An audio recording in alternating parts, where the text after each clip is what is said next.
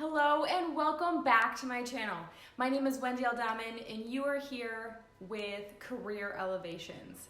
Today we're going to be talking about how to answer the question, what is your greatest weakness? I'm going to give you several examples and solutions so that you can properly answer the question, what is your greatest weakness? And if you're wondering why I'm looking like a disco ball, it's because it's my birthday! Hey! Happy Monday, June 15th. It's my birthday. It's a beautiful day outside. 74 and sunny. I am loving this. So, if you are here for some good energy, some good answers, and some tips to help you in your next interview, you have found the right video. Before we get in too far, make sure to keep it in the back of your head to like and subscribe this video, or go ahead and do it now. When you do that, you're giving a little gift away to somebody else who is looking up interview tips and tricks and help and advice. You're putting this video in front of them to help them as well. So help yourself, help them, and help me. Woohoo! Win, win, win. It's a triple win. It's a hat trick. All right, guys, let's get into it. I want to start off by telling you that there is more to this question than what meets the eye. So yes, they want to know what your greatest weakness is, but this is not a time to disguise a positive thing into a negative thing. However, it is time to showcase what your negative aspect is that you think is a negative, but how you're working on it for the future. So if you have a weak part in your life and you are actively working on making yourself better by joining an association, by being head of this chapter, by researching, by taking courses, by doing research on YouTube and on Google, however it needs to be, if you are actively working on your weakness, this is the time to showcase it. This is the time to show that you see that you have a weakness and you are able to fix it, you are willing to fix it, and you are currently fixing it. Not something in the future that maybe you will get to it, but that you are currently working on it. And I will be giving you some tips and tricks on how to do that later on in the video. Make sure that when you say what your greatest weakness is, that this is something that is in your control, that you have the control over it and it does not have the control over you. For example, if I were to answer the question, what is my greatest weakness? I would say procrastination is one of my greatest weaknesses. But in the answer to the question, I would say, I think that one of my greatest weaknesses is procrastination. However, I have found that it is my weakness and I am actively working on it. So for example, if I have a deadline or a timeline, however you want to describe it, and my deadline is on Friday, I will tell myself in my head that my deadline is actually on Tuesday or Wednesday or the week before, depending on how big of a project it is. And I know in my head that it must be done on Wednesday, not on Friday. So if I'm done on Wednesday and then I think on Thursday, oh man, I should have added this. That always happens to me. So I have the opportunity to be able to tweak it if I need to, or if I decide to turn it in on Wednesday, I am showing that I am ahead of the game and I'm ahead of what you asked me to do, that I can do it quicker than what you anticipated that I could do it. An example of something that is a little bit harder that you can't control is maybe transportation. For example, I had an interview with a young man. I asked him what his greatest weakness is. He said transportation, that he may be late due to transportation. Now, I was hiring for this particular position and I have hired in the past for this position. I had somebody in the past who had taken the bus was never late a day. So I know that the transportation by bus in that area is extremely reliable. So with him saying that that is his greatest weakness, instead of me thinking that the bus is the problem, I think that he is the problem, because if she was always on time and always early, that means that she was able to find a bus and a route that worked well for her, that she knew which ones were going to be late and how she was able to finagle getting on which bus and getting off which bus. So I think that this was a weakness of him and not a weakness of the bus, because he could have control over it. He could put himself in a position where he's 15 minutes early every day instead of saying that the bus makes him late. It is his choice to take an earlier bus rather than a later bus. So I put that weakness directly on him, not on the bus system. My favorite answer to what is your weakness is empathy, at least for me. So I find that I'm extremely empathetic towards humans, towards animals, towards insects and trees, and too many things I'm empathetic towards. So I have been able to find that I can search myself in thinking what is best for the entire situation. For example, when I was an office manager before creating my own business, I had the wonderful task of collecting money from patients when they would come in. So I had this one lady, and she owed $200 for her copay. And she said, my husband just got laid off and Christmas is right around the corner. Is there any way that I could not pay for this today? And I said, unfortunately, we have this new policy where we have to collect payment before the service is done, before we have started the service, before the appointment. And I said, I see your dilemma, I see the situation, but rather than paying $200, how about we pay $50 today, and then over the next few weeks, you pay $50 each paycheck until the $200 is all paid off. And she thanked me from the bottom of her heart. She said she had a pit in her stomach just thinking about having to ask me this question, because she thought that I was gonna just tell her no and turn her away, even though she was having a lot of pain and she really needed this procedure to be done. I'm not one to want to turn away anybody who's in pain, but we reached a compromise, which was fabulous and exactly what everybody needed. We needed to collect some money. She needed to save a little bit of money since her husband is now laid off, and she was able to have the procedure done. So it was a triple win. It was a hat trick, if you will. So I do encourage you to make sure that empathy, if that is your greatest weakness, that when you give the example, you're giving an example that is going to be satisfied to the manager or the owner or whomever you're interviewing with, because you have to think about every aspect. So I thought about what I needed to do, what the customer needed to do, and for the business.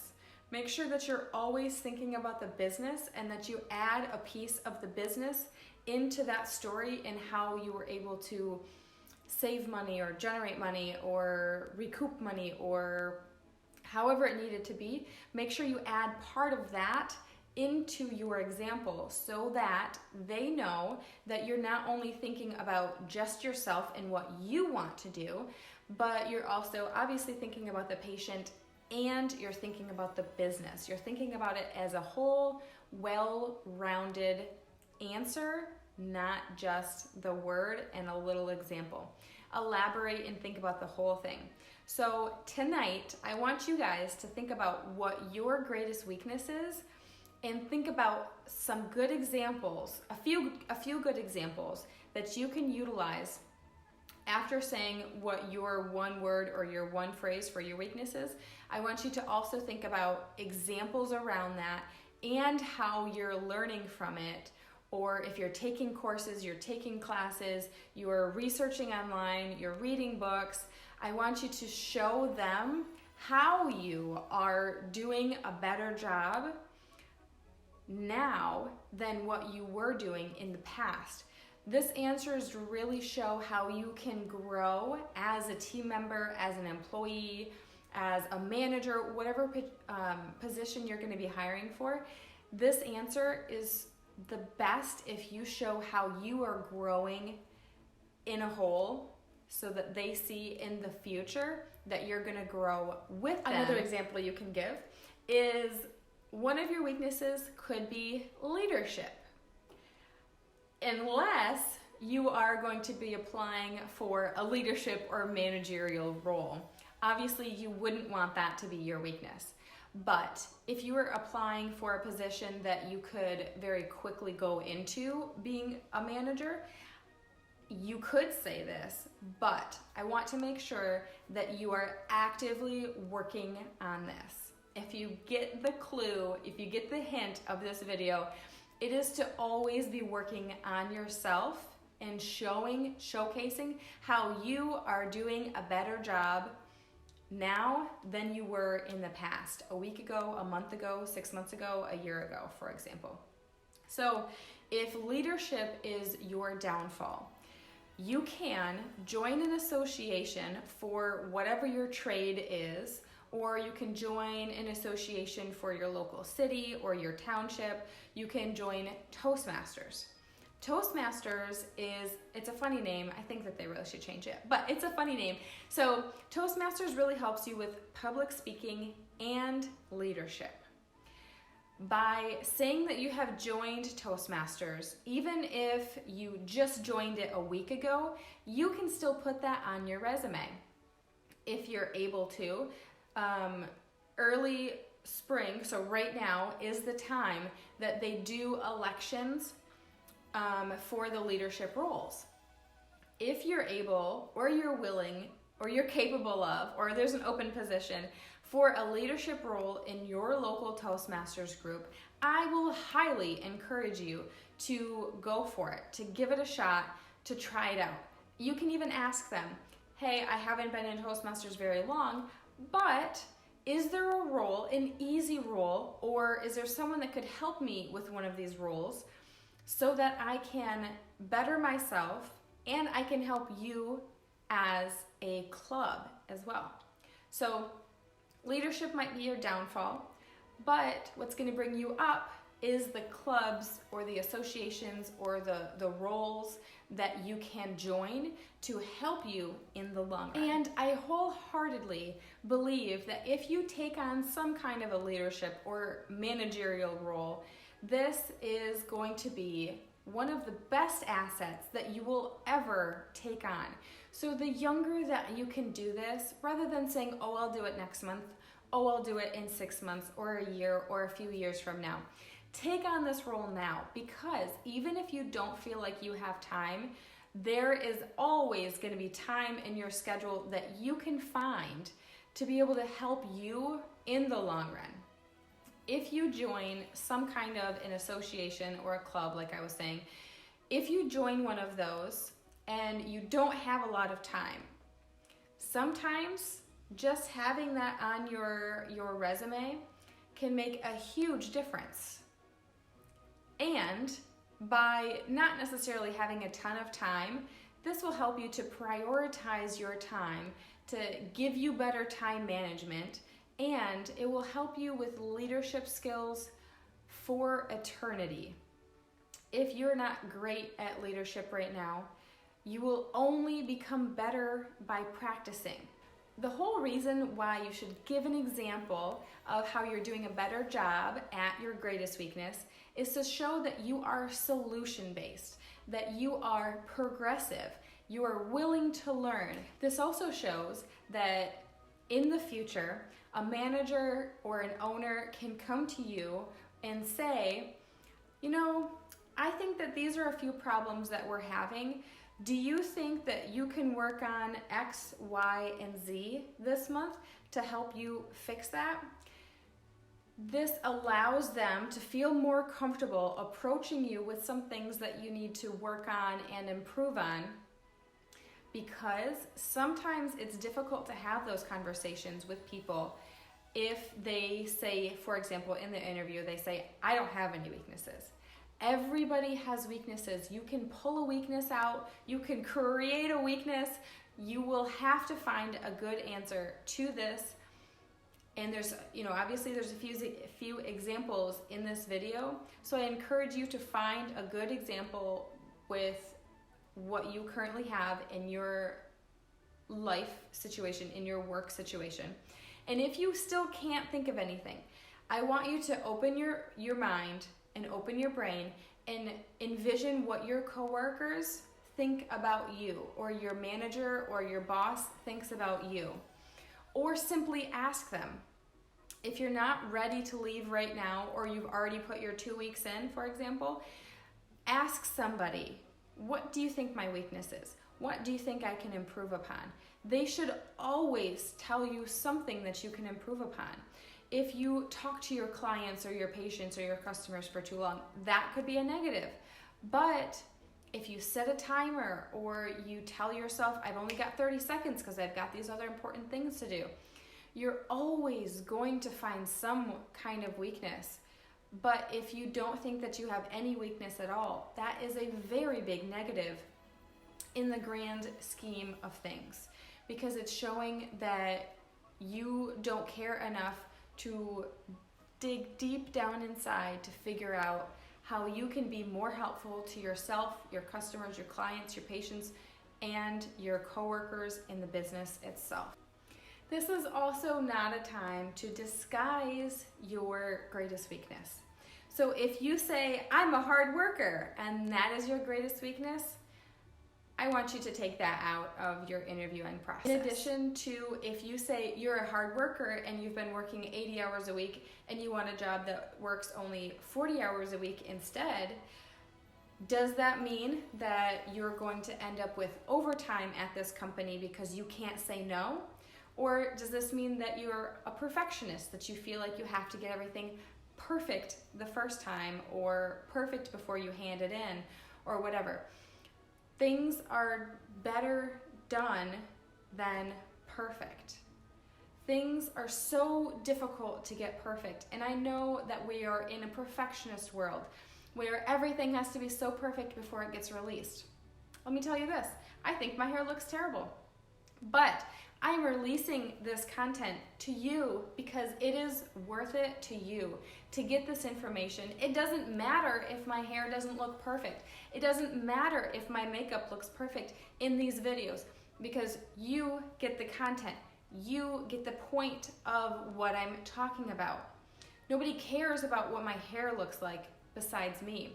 So if you're thinking that perfectionism is your greatest weakness, I highly encourage you to work on this, to work on yourself, to find that you don't need to make your vacuum marks on your floor. You don't need to make them perfect every single day. Just relax. There's so much more to this world than having to feel like you must be perfect for everything, for every reason, and it gives you so much stress, I can tell you that. So once you just start relaxing and feeling more calm and understanding that things don't have to be 110% perfect before you release it. They have to be accurate, yes. And this is not saying that you need to do things sloppily. This is saying that you need to be cognizant of what you're doing in the actions of you, that you have to wait to release things until they're perfect. You could be finished with things so much sooner. You don't have to work those 80-hour weeks. You could work 40 or 50-hour weeks and still get the same amount of things done. Besides, that means that you don't have to stand around the water cooler or stand around and get coffee 10 times in the day. Well, maybe you have to get coffee 10 times in the day. That's okay.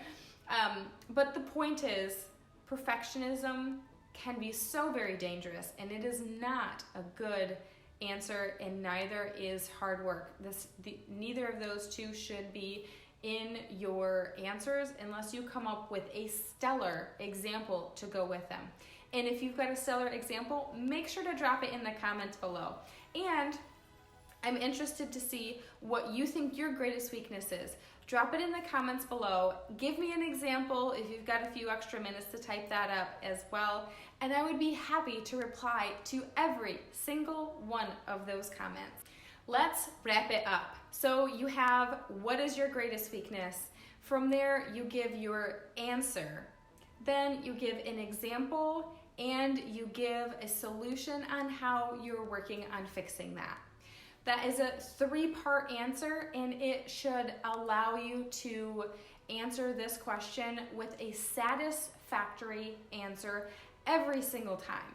So I encourage you to really dig down deep, figure out what your greatest weakness is, and improve upon it now before you get into your interview.